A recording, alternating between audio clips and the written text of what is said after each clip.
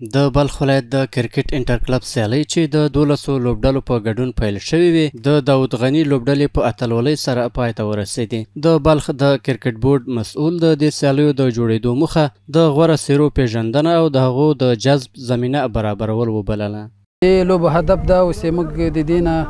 د ولایت په سطحه باندې کوم استعدادونه چې موږ لرو هغه په قانوني اصولي بڼه باندې موږ ته په لاس راسي او د دې نه موږ ولایتي ټیم جوړ کړو او د ولایت په سطحه باندې ولوبو.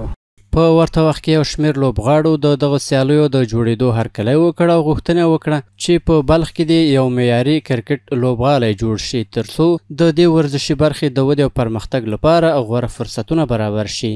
مزار ګراوند چې شین شي صرف شین کېدل نه، دغه ګراوند باید په یو انټرنیشنل معیار باندې جوړ شي، ځکه مزار داسې یو ولایت دی په افغانستان کې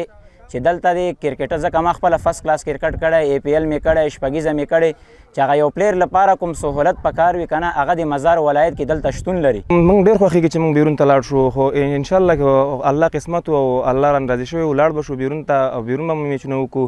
موږ غواړو خو فعلا په تمرین کې دلته موږ ته رسېدی اکاډمي نشته، په بلخ ولسوالۍ کې اکاډمي څخه فوق العاده اکاډمي نشته ده، د مزار ښار کې د اکاډمي دلته به راځو د بلخ نه وایي موږ خپل کاروبار هر څه پرېږدو دلته راځو اکاډمۍ ته مثلا خپل تمرین کوو، انشاءالله چې یو کس پیدا شي په بلخ کې مې اکاډمي جوړه کړي. یا د سیالۍ چې یوه میاشت وړاندې پیل شوې نن غوره لوبغاړو ته د ډالیو، ستاینلیکونو او جامونو په ورکولو سره پای ته ورسېدلې.